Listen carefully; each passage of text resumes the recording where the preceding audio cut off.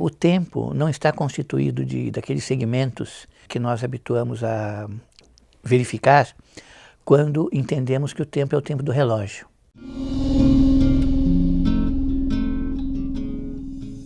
Na verdade, ele não é assim. Ele é absolutamente contínuo. A nossa consciência, como ela vive esse tempo contínuo, ela também é contínua.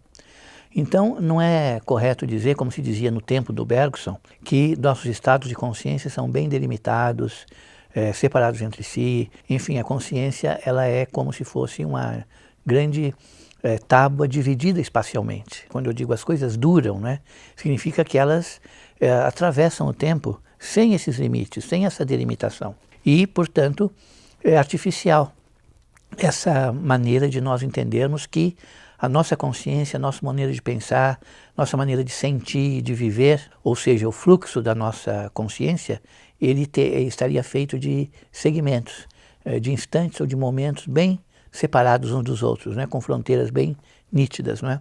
Isso não é verdadeiro.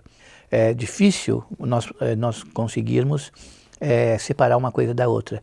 E quando nós estamos sob o domínio de fortes emoções, nós mesmos fazemos a experiência dessa dificuldade, de saber até onde pensamos uma coisa, quando começamos a pensar outra. A nossa consciência não obedece a esses padrões que são muito úteis na nossa prática e mesmo na nossa ciência, né, que é muito apegada à mensuração das coisas. Mas do ponto de vista da vida mesmo, né, ou seja, da dimensão do que nós vivemos, da nossa existência mais concreta, isso não acontece.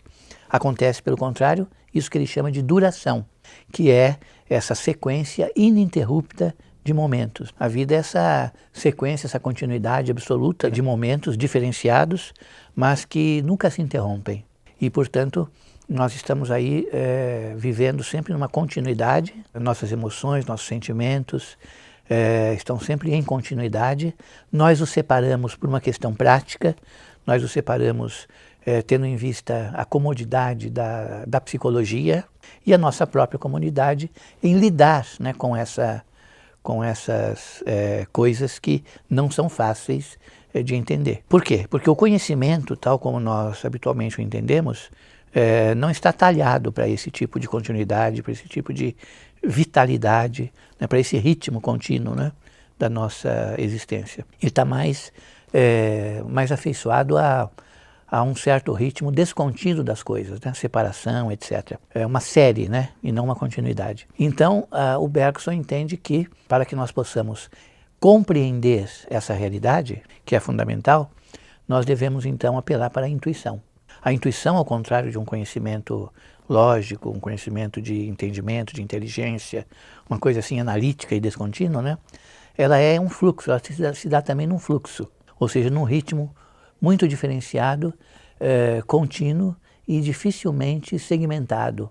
E é assim que nós mesmos nos percebemos a nossa interioridade quando nós nos voltamos para ela sem preconceitos, né? sem nenhuma ideia preconcebida.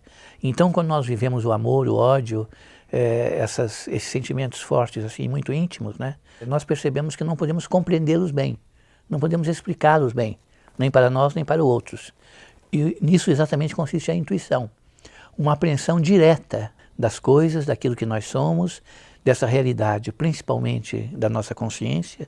Então a intuição é um tipo de conhecimento, podemos dizer que ele nos fornece algum tipo de conhecimento, mas trata-se de uma apreensão completamente distinta daquela que o conhecimento objetivo, o conhecimento científico e mesmo o conhecimento do senso comum proporciona.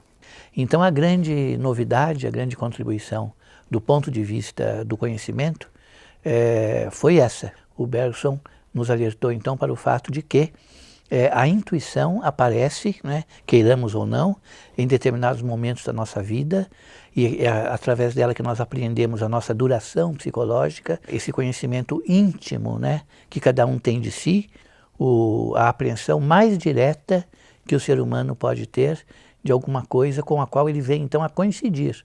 Então, por mais difícil que seja compreender como isso se passa, né, e o próprio Bergson tem dificuldades em explicar como isso se dá, nós temos inegavelmente exemplos de que isso acontece. No caso da arte, da mística religiosa, são justamente esses contatos diretos, né, com uma realidade que é a minha realidade ou alguma coisa que me transcende. É isso que me faz, então, produzir uma obra, entender o que seja o divino. Isso contribui para que nós possamos entender melhor a nós mesmos, né? Quer dizer, o meio mais apropriado para que nós pudéssemos tomar consciência, né, de nós mesmos e das coisas que estão mais próximas de nós. No canal da Casa do Saber, constitui essa espécie de alimentação da nossa ansiedade de responder a certas perguntas, né, que nem sempre espontaneamente nós conseguimos. E, portanto, se você tem esse interesse, inscreva-se no canal da Casa do Saber.